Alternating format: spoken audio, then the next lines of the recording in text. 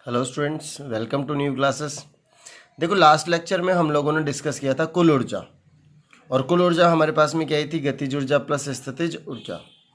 तो हमने बोर की पहली परिकल्पना की सहायता से गतिज ऊर्जा निकाली और फिर स्थितिज ऊर्जा निकाली और दोनों को जोड़ दिया तो हमें क्या मिली? कुल ऊर्जा। ओके भाई, अभी कुल ऊर्जा अपने पास में आ गई थी E इक्वल टू माइनस के Z E square upon 2r। उसमें r का मान हमने त्रिज्या का मान रखा तो E अपने को ये मिल गया। E की वैल्यू अपने पास माइनस 2 पाई स्क्वायर के स्क्वायर जेड स्क्वायर की power 4 upon n square H square आ गया। ये E अपने पास आया था, इसमें मान रख दिया था सब चीज़ों का, तो ये वैल्यू आ गई। अब मैं थोड़ा सा आगे चलता हूँ और आगे अगला पॉइंट नंबर 9 है। और वो पॉइंट नंबर 9 बोल दो या फिर ऐसा बोल दीजिए नया ही पॉइंट है, जिसको हम लोग बोलते हैं रिडबर्ग सूत्र। क्या बोलते हैं? रिडबर्ग सूत्र।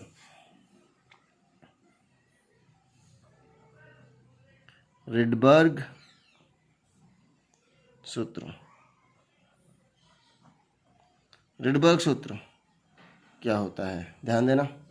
जैसे ही इलेक्ट्रॉन एक कक्षा से दूसरी कक्षा में संक्रमण करता है, इलेक्ट्रॉन एक कक्षा से दूसरी कक्षा में संक्रमण करता है तो ऊर्जा का उत्सर्जन या अवशोषण करता है। ये बोहर ने तीसरी परिकल्पना में बताया था। बोहर ने बोला था कि एक ही कक्षा में घूमता हुआ इलेक्ट्रॉन ना तो ऊर्जा का उत्सर्जन करता है ना ही अवशोषण करता है। तो ऊर्जा का उत्सर्जन अवशोषण कब करेगा? वो जब एक कक्षा से दूसरी कक्षा में संक्रमण करेगा। संक्रमण का मतलब एक कक्षा से दूसरी कक्षा में वो जाएगा। सही है। मान लीजिए पहले N1 कक्षा में था और फिर उसके बाद N2 कक्षा में आ गया। N1 कक्षा से किस में आ गया? N2 कक्षा में। सही है ना। N1 कक्षा से इलेक्ट्रॉन किस में चला गया? N2 कक्षा में। N1 कक्षा से N2 कक्षा में चला गया तो यहाँ पे ऊर्जा जो होगी, ऊर्जा उत्सर्जित ऊर्जा बोल देता हूँ मैं। उत्सर्जित ऊर्जा कितनी होगी? उत्सर्जित ऊर्जा इक्वल टू होगी भैया, अभी हमारे पास में कितना थी? En2 और शुरू में कितना थी? En1। शुरू में कितना थी? En1। सही है ना। तो हम क्या कहेंगे कि भैया कितनी ऊर्जा अवशोषित की? इसमें ऐसा मान के चल रहे हैं N2 से संक्रमण कर रहा है किसमें? N1 में। N2 से संक्रमण किसमें कर रहा है? N1 में। N2 से कोई इलेक्ट्रॉन N2 कक्ष से कोई इलेक्ट्रॉन N1 में संक्रमण कर रहा है, इसलिए उत्सर्जित ऊर्जा कितनी होगी? En2 minus En1। इसको हम लोग कह सकते हैं डेली ऊर्जा में अंतर, En2 माइनस En1। ओके भाई, डेली ऊर्जा का प्लांक ने क्या नियम बताया था? E equal to H nu या HF। F फ्रीक्वेंसी है, डेल E बराबर क्या होगा? H del F। Del F सही है ना। डेल F क्या है? फ्रीक्वेंसी। अच्छा भाई, यहाँ से फ्रीक्वेंसी में अंतर होगा। डेल E इक्वल टू हम लोग आगे लिख सकते हैं H C by lambda. F equal to क्या होता है? C by lambda. C by lambda. Okay भाई, ये मैंने लिखा डेल F की जगह C बाय लेमडा। ये तरंग दैर्घ्य होती है। दिस इम्प्लाइड हम लोग कह सकते हैं H C by lambda equal to En2 minus En1। En2 minus En1। अभी देखिए ऊर्जा N1 nवें कक्ष में ऊर्जा, nवें कक्ष में ऊर्जा कितना होती है? nवें कक्ष में ऊर्जा En इक्वल टू माइनस, देखो लास्ट टाइम हम लोगों ने ऊर्जा निकाली थी। ऊर्जा क्या निकाली थी अपने पास में?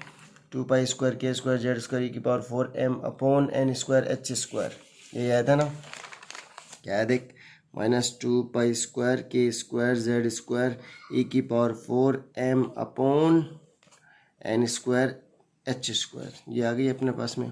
ये अपने पास ऊर्जा आ गई nवें कक्ष में। nवें कक्ष में n1 के लिए n को n1 लिख। En1 इक्वल टू कितना आया? माइनस 2 पाई स्क्वायर ए स्क्वायर जेड स्क्वायर ई की पावर 4 m अपॉन कितना आ गया अपने पास में? n1 square H square. n की जगह पे n2 रख, n2 रखेंगे तो En2 इक्वल टू कितना आएगा? माइनस 2 पाई स्क्वायर के स्क्वायर जेड स्क्वायर ई की पावर 4 m अपॉन कितना आ गया अपने पास में? N2 square H square. अभी अपने पास देखिए सूत्र ये है। इसको पहला समीकरण बोल दिया, इसको दूसरा समीकरण बोल दिया और इसको तीसरा समीकरण बोल दिया। 3 समीकरण हो गए और मान रख देता हूँ तो अपने पास में कितना आएगा, समीकरण 1, समीकरण 2 और समीकरण 3 से। समीकरण 1, 2 और 3 से क्या मिलेगा अपने को, hc/λ equal to -2π² k² z² e⁴m upon n² h²। Minus minus minus plus हो जाएगा, 2π² k² z² e⁴m upon n1² h²। यहाँ से देखिए सब चीज़ें ज़्यादातर कॉमन है, n1 और n2 को छोड़ के। तो मैंने क्या लिखा, 2π² k² z² e⁴m upon h²। ये क्या बच गया, n1² को पहले लिख दिया माइनस n2² लिख दिया। ये hc/λ, यहाँ से 1/λ इक्वल टू कितना आया, 2π² k² z² e⁴m upon h³ 1/n1² minus 1/n2²। एक चीज़ बदलने की है इसमें, केवल परमाणु क्रमांक। केवल क्या बदल सकता है, परमाणु क्रमांक। तो जेड को मैं यहाँ पे वेरिएबल मान लूँ और बाकी सब चीज़ों के क्या कर दूँ, मान रख दूँ। तो 1/λ इक्वल टू, इसको आर कॉन्स्टेंट बोलते हैं, rz², 1/n1² माइनस 1/n2²। और इस आर को क्या कहते हैं, R equal to 2π² k² e⁴m upon h³ approx 1.097 × 10⁻⁷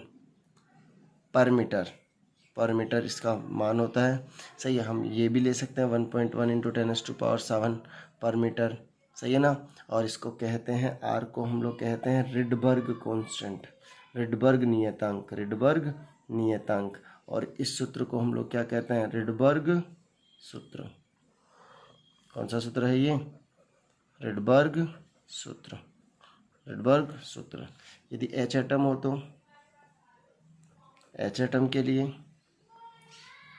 के लिए हाइड्रोजन परमाणु के लिए Z बराबर 1, 1/λ equal to R 1/n1² minus 1/n2²।